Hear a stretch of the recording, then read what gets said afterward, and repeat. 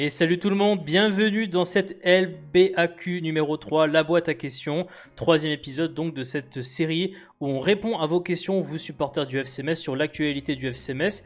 Vous avez été nombreux et nombreuses à nous donner un peu vos commentaires sur la boîte à questions numéro 2.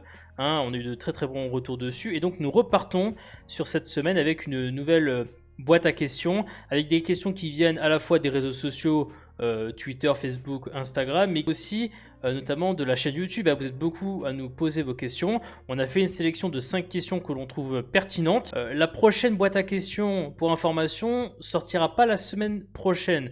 Donc ne sortira pas la semaine du lundi 15 février, mais la semaine du lundi 22 février. Donc normalement, comme d'habitude, le jeudi matin. Comme ça, on vous laisse, entre guillemets, 2 semaines pour vraiment poser toutes vos questions. On sait que certains, des fois, on aimerait qu'on aborde une question, mais la pose un peu en retard. Donc comme cela, on va à la fois laisser du temps à vous tous de poser vos questions, mais aussi de faire une petite coupure pour éviter qu'il y ait un empilement des boîtes à questions, et surtout aussi pour laisser un peu de temps, parce que des fois les réponses que l'on apporte aux questions peuvent se vérifier durant les 1-2 semaines qui suivent, et donc c'est bien de laisser un peu de temps avant de réagir à ce sujet. Avant de commencer, bien sûr, il faut vous dire qu'il y a Monsieur Grenat Forever qui est avec moi pour répondre à cette boîte à questions. Comment vas-tu, Grenat Forever ? Écoute, bonjour à toi. Écoute, ça, tout va bien, tout va bien. Enfin, tout va bien, tout va bien. Pour information, on va traiter cette boîte à questions à la suite de la victoire plus que difficile du FC Metz contre Amiens en Coupe de France. Juste pour vous rappeler, bien sûr, que vous pouvez nous poser d'ores et déjà vos questions pour la boîte à questions numéro 4 qui sortira donc dans 2 semaines dans les commentaires. Vous utilisez les commentaires, on répond à tous les sujets la plupart du temps. Donc utilisez les commentaires pour vos questions et bien sûr pour vous abonner à la chaîne YouTube de la Maison du Grenat, n'hésitez pas à le faire. Et on vous dit déjà merci d'avance à ceux et celles qui vont le faire. Grenat Forever, nous commençons sans plus tarder par la première question qui nous vient d'Alex, de FCM Alex sur Twitter, qui nous parle justement, puisque l'on vient du match de Coupe de France entre Amiens et le FC Metz, qui nous parle de Bohaen. Il nous dit: Bohaen est-il un recrutement utile ? Le fait que justement il n'a pas été récemment convoqué, en Ligue 1, peu de temps de jeu en Ligue 1, tout simplement pas de temps de jeu en Ligue 1. Pourquoi pas laisser une chance aux jeunes du centre de formation ? C'est vrai que Grenat Forever, cette histoire de Bohaen est englobée dans un sujet qui est très important au FC Metz, c'est la question du poste de latéral droit. Et donc effectivement, on voit Santonce qui tout doucement continue sa série de matchs, mais il y a la question évidemment des suspensions qui en plus a eu un impact cette saison avec une suspension qui est intervenue à un moment donné pour Santonce, et il y a aussi la question de la fragilité physique qui se pose forcément. Toi, Grenat Forever, est-ce que d'abord tu comprends cette idée de recruter un latéral droit à ce moment précis alors que tu as accepté l'idée pendant à peu près un an de ne pas avoir de remplaçant en tant que latéral droit dédié ? Moi, c'est le poste que ça fait 1 an que je râle et on a pu en parler en off. C'est le poste où je réclamais un latéral droit remplaçant depuis presque 1 an et demi maintenant. Je réclamais au mercato d'hiver l'année dernière, il n'y en a pas eu. Je réclamais au mercato d'été, il n'y en a toujours pas eu. Et j'étais surpris de le voir arriver dans un moment. Il est arrivé quoi en octobre, fin octobre, début novembre. On apprend Bohaen arrive. On apprend que Bohaen arrive à ce moment-là, effectivement, contre toute attente.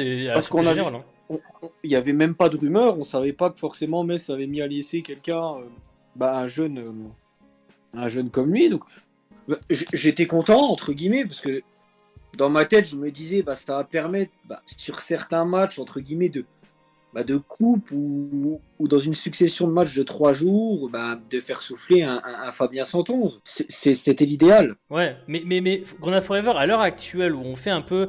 Tu vois, la question de... Est-ce que le recrutement... Et pour répondre directement à cette question, est-ce que le recrutement de Bohaen était utile ? On se rend compte que Bohaen vient de faire seulement son premier match contre Amiens. Et que même durant l'enchaînement de matchs tous les 3 jours, qui est intervenu... là, durant le mois, notamment le mois de février, bien sûr, durant le mois de décembre, n'oublions pas, on n'a pas hésité à vouloir faire enchaîner les matchs à Fabien Santonze au poste de piston droit. Donc, c'est quoi pour toi la raison qui fait que Bohaen finalement n'a pas été pleinement utilisé en tant que latéral droit remplaçant, alors que on l'avait vu par exemple sur le poste de latéral gauche que ça pouvait facilement passer de l'un à l'autre, notamment quand il y avait des problèmes de blessure. Après, je vais reprendre les mots de Frédéric Antonetti, il n'est pas encore prêt entre guillemets aux joutes de la Ligue 1. c'est normal ça. Il est jeune, il a peut-être un manque d'expérience.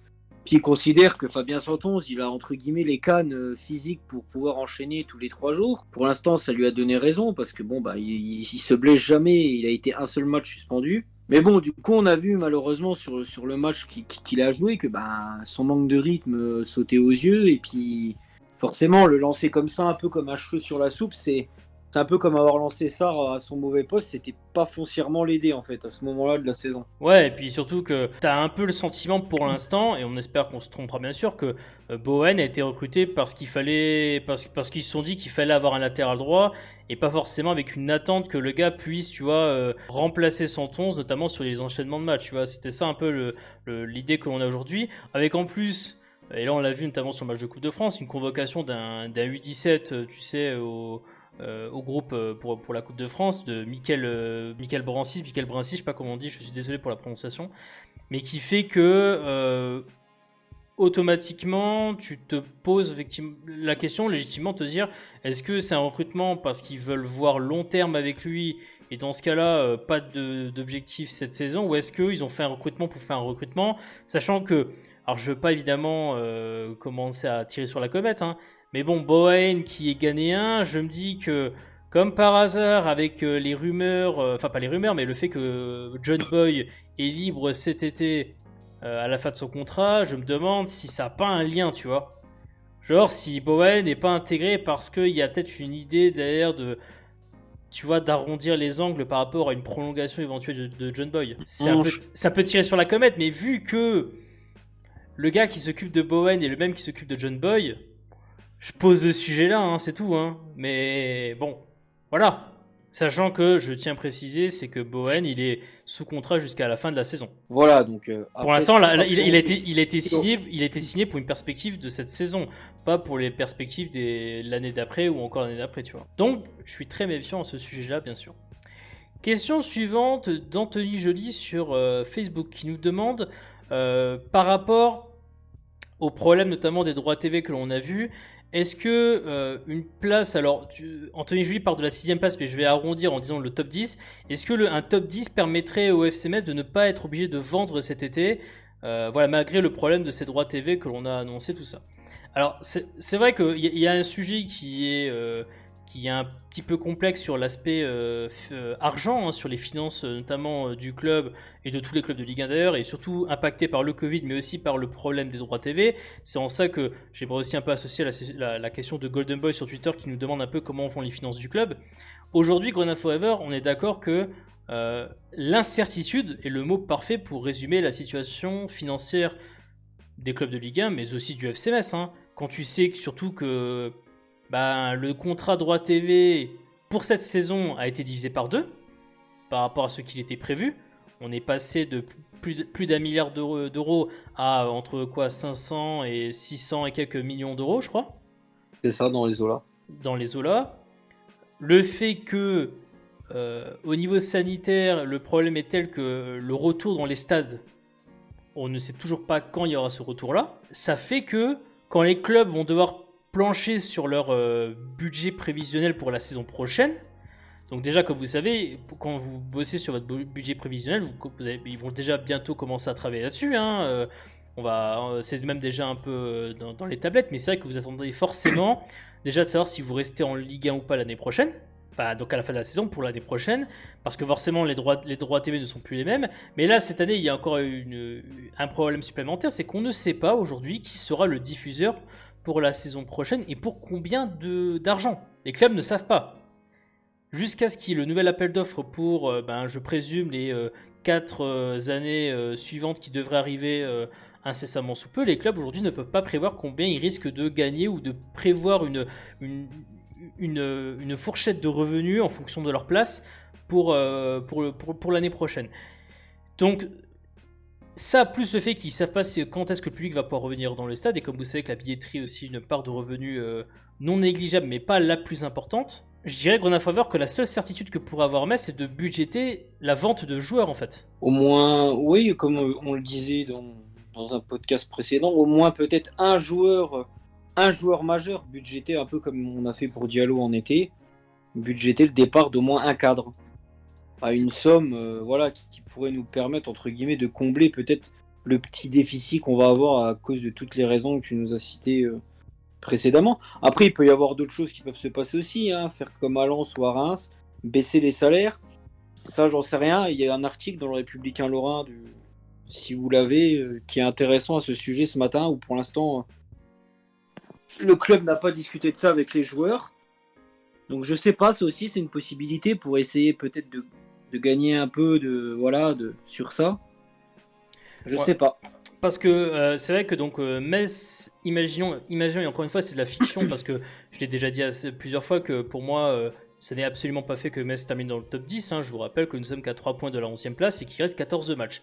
Donc d'ici là, beaucoup de choses peuvent se passer en bien ou en mal. Mais dans l'hypothèse où effectivement Metz termine dans le top 10, aujourd'hui, aucune certitude sur combien Metz gagnera déjà. Déjà, je ne sais même pas si la répartition, le pourcentage un peu de répartition établi cette saison avec l'ancien contrat sera conservé ou non. Donc déjà, là, ça risque d'être un premier problème déjà.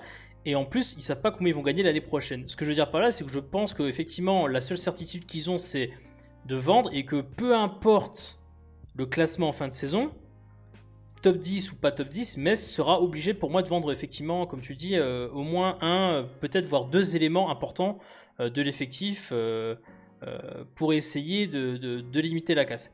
Avec un autre truc important Grenoble Forever, c'est que même si tu budgétises une certaine somme pour la vente d'un de tes joueurs, on l'a très bien vu avec le cas Diallo, que ça n'est absolument pas une certitude d'obtenir cette somme-là, puisque Diallo, ils avaient budgété quelque chose comme 15-20 millions d'euros pour sa vente, et au final, Metz n'a eu que 10 millions d'euros. Tu vois ?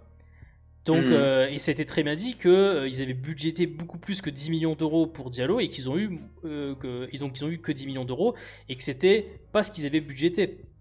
Donc même quand tu budgétises une certaine somme, tu peux avoir moins finalement quand tu vas vendre ton joueur et dans ce cas-là, tu es quand même dans la panade financièrement. Donc je pense, pour répondre définitivement à ta question Anthony, que effectivement Metz sera obligé de vendre et donc malgré un top 10 qui serait de la fiction mais qui serait possible, non, Metz sera obligé de vendre et donc malheureusement nous sommes je pense condamnés, aussi bien Metz mais aussi beaucoup de clubs qui seront dans le top 10 seront certainement obligés aussi de vendre des éléments importants pour combler notamment la baisse majeure de revenus de cette saison au niveau des droits TV. Question suivante de Drafillard sur Twitter qui nous dit: est-ce que la défaite à Saint-Etienne montre certaines limites du 5-3-2 de Antonetti, 5-3-2 ou 3-4-3 hybride comme vous voulez.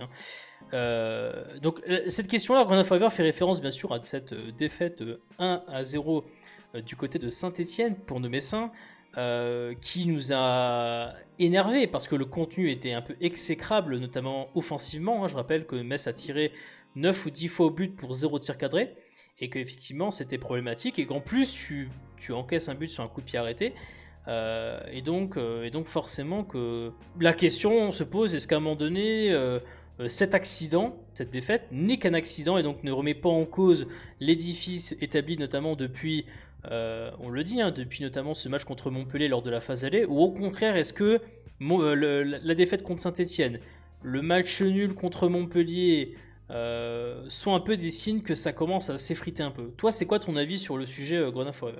Je pense que pour l'échantillon est fait pour dire que ça commence à s'effriter. J'ai envie de laisser encore peut-être un voire deux matchs passer. Après, c'est fait aussi que maintenant les adversaires commencent à connaître notre système et peut-être s'adaptent de mieux en mieux. Avec un système à 5 en face de nous, comme par hasard contre Nice ou là contre Saint-Etienne, on l'a vu, l'adversaire qui met 5 défenseurs. Saint-Etienne, c'est la première fois qu'il faisait ça et Claude Puel l'a dit, parce que on voulait contrecarrer cette équipe messine qui joue beaucoup sur la largeur et qui fait beaucoup de centres avec ses latéraux. Donc les équipes commencent à nous connaître. Mais je suis pas persuadé que c'est une question de système. Pour moi, tout est un problème d'animation. Que ça soit un système à 4 derrière ou à 5 derrière. Si l'animation n'est pas bonne, dans la zone de vérité ou comment tu accompagnes les actions, que tu joues à 4 ou à 5, pour moi, tu auras toujours les mêmes problèmes. Pour le coup, je suis pas persuadé que c'est le système le problème. Et la preuve, on l'a vu, on aurait pu dire, cette question aurait pu être posée après la défaite, je sais pas, la défaite à Rennes aux phases allées. Puis on a vu qu'on avait, parce que on a quand même enchaîné défaite à Rennes et on a fait match nul contre Bordeaux et Nice. Donc on a fait 3 matchs sans victoire dans ce système à 5. Et le contenu n'était pas extraordinaire lors de ces 3 matchs-là. On aurait pu se poser la question à ce moment-là, et au final, derrière, tu enchaînes sur 3 victoires d'affilée. Donc c'est pour ça, j'ai envie de laisser encore un peu, voilà, peut-être le derby, et après le double déplacement à Bordeaux et à Nice. Peut-être qu'on aura un ordre d'idée s'il faut repasser à 4 ou rester à 5 après ces 3 matchs-là. Oui, d'autant que cette question de Draffier, elle a du sens avec le fait que on prévoit notamment le retour d'éléments cadres de la saison dernière début mars. Voilà. Notamment. C'est pour ça que j'ai envie de dire, voilà. Ouais. Donc la question, elle a effectivement du sens. Après, effectivement, est-ce que Metz se laissera... Est-ce que pour Antonetti, la décision est faite, la saison se déroulera en 3-5-2, 5-3-2 ou 3-4-3 hybride comme vous voulez. Est-ce que ça sera comme ça ou non? Ça, on verra bien, effectivement. Mais c'est qu'il y a le retour, notamment de certains joueurs qui peut-être vont effectivement vouloir inciter un Antonetti à revenir à un système, donc genre un 4-3-3 hybride, qui, je vous le rappelle, est un de ses systèmes préférés. Hein. C'est pas moi qui le dis, hein, ça a été dit. Donc on verra bien. Mais effectivement, le sujet a le mérite de se poser. Mais qu'on ne peut pas traiter tout de suite, effectivement, comme tu dis, parce que l'échantillon n'est pas encore très très large de mauvaises performances. Peut-être plus un problème d'homme que de système, je dirais, Gonna Forever. Peut-être. Ouais, c'est ce que je dis, oui, voilà. Donc, on verra bien sûr, à ce sujet. 4e question d'Incognito Magique sur YouTube, qui nous demande quel doit être l'objectif de cette fin de saison. Évidemment, Incognito, cette question que j'adore, hein, parce que je vous avoue que quand j'écoute et quand je lis beaucoup de personnes, j'ai l'impression que le championnat se termine dans 2 semaines, hein, c'est-à-dire que j'entends tout le monde dire waouh, super saison du club, même après une défaite contre Saint-Etienne, super saison du club dans tous les cas, c'est incroyable, patati patata. Bon, là où forcément je dois intervenir et dire mais attendez, il reste 14 matchs avant la fin de la saison au moment où on fait cette boîte à questions, donc il nous reste un total quand même de 42 points à distribuer. On est à 3 points de la 11e place et vous me dites déjà la saison est extraordinaire. Calmos, rien n'est fait. Je sais qu'il y a un coach qui a quand même dit que l'objectif était à 50 points. Bon, je dis pas que c'est impossible, je dis pas que ça ne sera pas fait. Je dis tout simplement qu'aujourd'hui, tirer sur la comète à 14 journées de la fin, ça me semble un petit peu prématuré. Je dirais même, Grenoble Forever, que l'époque où on prenait les matchs les uns après les autres et où on était content de découvrir, par exemple, on vient d'entrer dans le top 10. On vient d'avoir la 7ème place. Tu sais, pas forcément avec... comme on n'avait pas l'objectif en tête, on découvre notre situation de classement, on se dit mais c'est génial, tu vois. Mais c'était pas un objectif en soi. Est-ce que tu penses qu'aujourd'hui, faire ce qu'on est en train de faire avec certains qui disent ouais, l'objectif doit être à tout prix le top 10 ou ce genre de choses, est-ce que tu penses pas que c'est un peu néfaste plutôt que de se dire on prend match après match? Après ça, c'est ce que les supporters veulent. J'ai pas entendu de joueurs dire ouvertement on veut jouer les places européennes ou le top 10.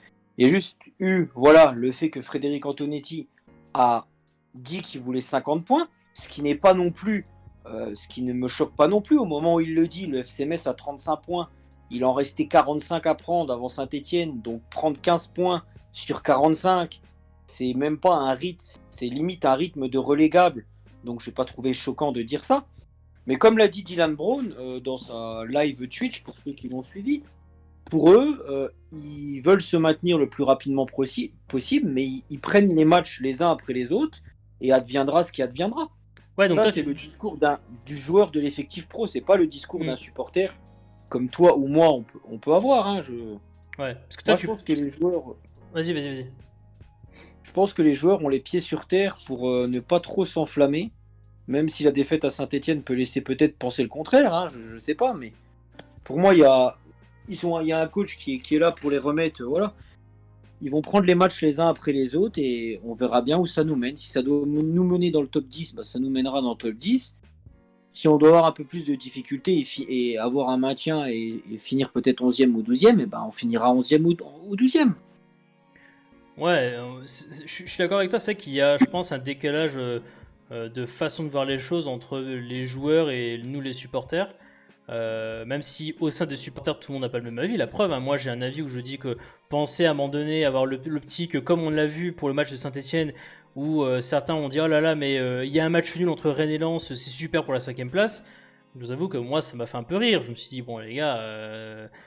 En fait, ce qui me gêne, c'est que cette question-là, de est-ce que l'on doit élever nos objectifs au point de viser vraiment même un top 6, tu vois, ce genre de choses, pour moi, elle aura du sens à la 32e journée, tu vois, genre à 6 journées de la fin, en fonction de ta position au classement, de te dire qu'effectivement, on peut viser une 6e place, tu vois.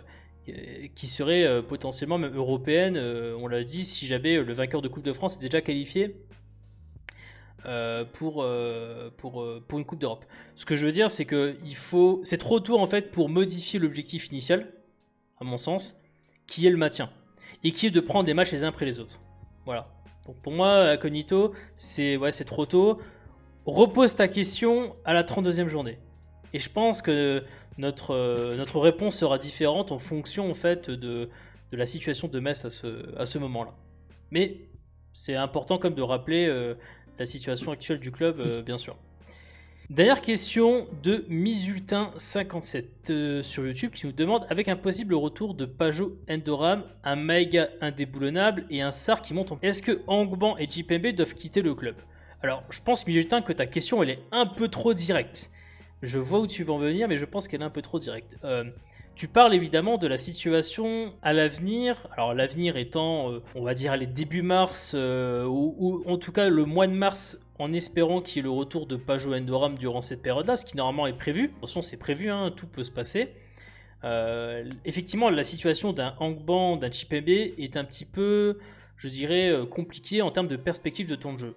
Sachant que les situations ne sont pas les mêmes. C'est-à-dire que nous avons quand même un Djipembe qui vient d'arriver au club, qui lui est plutôt jeune, avec la perspective d'un développement qui est annoncé, et où, vu que c'est sa première saison, on n'est pas forcément très, je dirais, impitoyable avec lui, même si ça nous embête des fois de ne pas avoir entièrement peut-être le joueur que l'on avait vu à 3.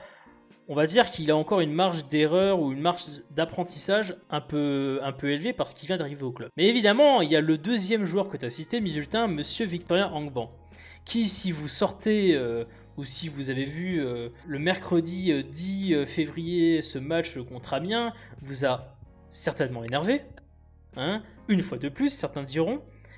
Et c'est vrai que quand tu vois les retours des uns, la présence titulaire des autres, le fait que Sarr, effectivement, est de plus en plus en train de mettre d'accord tout le monde, dans le meilleur des cas, il y aura peut-être 3 milieux de terrain si Metz repasse à un système en 4-3-3, mais à l'heure actuelle, il n'y a que 2 milieux de terrain disponibles en termes de place, tu vois. Et donc, forcément, avec le retour notamment des blessés, un Angban qui aujourd'hui, et je vous rappelle, en ce moment où on parle, est sur le banc de touche, qui risque d'être en plus pendant quelques temps. Avec le retour des blessés Grenat Forever, Angban, son avenir, poète, hein, très difficile. Qu'est-ce que t'en penses, toi? C'est tôt pour en parler, mais c'est sûr que ces perspectives de temps de jeu, ça me nuise au jour le jour. Et on peut dire maintenant qu'avec le retour d'Endoram, on va considérer limite ça comme une recrue, parce que je suis persuadé qu'il va pas beaucoup jouer cette saison. Donc, pour moi, c'est comme une recrue. L'émergence de Papé Matar Sarr, Vincent Pajot qui a encore peut-être 1 ou 2 ans dans les papates, et puis Habib Maïga. T'as parlé de Djipembe. Voilà, au jour d'aujourd'hui, sans les blessés, vu ce qu'on a vu ce soir et les 2 derniers matchs, pour moi, il est clairement le numéro 4 maintenant dans la hiérarchie, sans les blessés. Et donc, il pourrait être le numéro 6 avec le retour des 2 blessés. Donc, après, oui, si on peut, voilà, on parlait de vendre un cadre. Persuadé que ça reste peut-être un joueur qui aura peut-être une petite valeur marchande pour certains clubs. Pour son jeune âge, notamment. Parce qu'il est encore jeune, hein, Angban. Hein. Je Voilà, rappelle que Angban, qui est, comme vous savez, arrivé en 2018-2019 pour la somme astronomique de 6 millions d'euros, semble-t-il. Somme astronomique parce qu'à l'époque, c'était le FC Metz qui était en Ligue 2, je rappelle. Hein, enfin, qui monte en Ligue 1, donc cette offre est activée durant l'été 2019. Hein, donc on amorçait le retour du FC Metz en Ligue 1. Angban a 24 ans. Hein, il a 24 ans, il aura 25 au mois de septembre. Ce que je veux dire, c'est que il a peut-être encore une valeur marchande. Le problème, c'est que t'as les performances sur le terrain qui malheureusement laissent à désirer, et puis sont pas trop dignes pour un joueur que t'as payé si cher, tu vois, à l'été 2019, quoi. Donc, pour résumer ta question, Misultin, non, Djipembe ne doit pas quitter le club parce que tu utilises bien le verbe de devoir quitter le club. Donc Kipembe non. Angban, c'est une discussion parce qu'effectivement, Endoram, lui, a été par contre acheté avec beaucoup plus, je dirais, de matière de ce que l'on a vu notamment lors de la deuxième partie de saison de la saison 2019-2020. Maïga, à moins qu'il parte, mais Maïga est encore jeune et puis a beaucoup plus montré que Victor Angban depuis qu'il est au FC Metz. Effectivement que la situation d'Angban est très compliquée, peut-être que lui-même voudra peut-être partir. Et après, est-ce que Metz veut le faire partir? Ça, c'est une question un peu compliquée parce que Metz, en même temps, veut pas trop dégarnir ses rotations. Surtout que ce qui est en train de se passer cette saison leur donne un peu raison sur le fait de ne pas avoir trop dégarni les rotations. Surtout avec le nombre de blessés qu'ils ont eu, tu vois. Il y a eu beaucoup de blessés, donc les rotations ont été importantes parce que les joueurs de rotation sont presque devenus titulaires quand même sur certains postes. Donc je sais pas si Metz voudra faire partir Angban. Ce qui est sûr en tout cas, c'est que Victorien Angban et alors il faudrait que je regarde mes petites notes puisque j'ai noté 2-3 petites choses sur Monsieur Angban. Victorien Angban est libre de tout contrat en 2023. C'est pas demain quoi. C'est clairement pas demain, donc je ne sais pas. Je ne sais pas s'ils devraient le faire partir ou pas. En tout cas, ce qui est sûr, c'est que l'avenir dans cette saison pour Victorien Angban s'annonce très périlleux. La suite au prochain numéro. Peut-être que lui voudra partir. Effectivement, ce que je dis. Ça, c'est une possibilité qui. Bien sûr, peut-être que lui voudra partir. Dans ce cas-là. Ça nous enlèverait peut-être une belle épine du pied. Oula, le mot épine est sorti. Le mot épine est sorti. Oulala. Non mais bon, c'est un sujet. Bon, je le dis depuis des années. Enfin, n'exagérons pas. Je le dis depuis des mois que Angban a malheureusement des défauts comparés à ses concurrents au milieu de terrain qui ne l'aident pas. Je le dis depuis des mois. Bon, après, écoutez, il se passera ce qui se passera pour Victorien Angban et puis c'est tout. Écoutez, on a répondu à 5 questions. On va vous laisser sur ces 5 réponses. Donc, on espère que tous ceux qui auront posé leurs questions seront satisfaits des réponses. Si vous avez d'autres questions à nous poser pour la boîte à questions numéro 4 qui sortira, donc comme je l'ai dit, pas la semaine prochaine, mais la semaine d'après, n'hésitez pas à le mettre dans les commentaires et on répondra avec Grenade Forever bien volontiers à toutes ces questions-là. Merci Grenade Forever d'avoir répondu à ces questions à mes côtés. Merci à toi comme d'habitude. Et pour les autres, tout ce que l'on peut vous dire, voilà, c'est vous abonner si ça n'est pas déjà fait à notre chaîne YouTube, et on se retrouvera pour la prochaine boîte à questions si vous ne regardez que les boîtes à questions, sinon pour un prochain avant-match ou débrief. D'ici là, portez-vous bien et allez au FC Metz.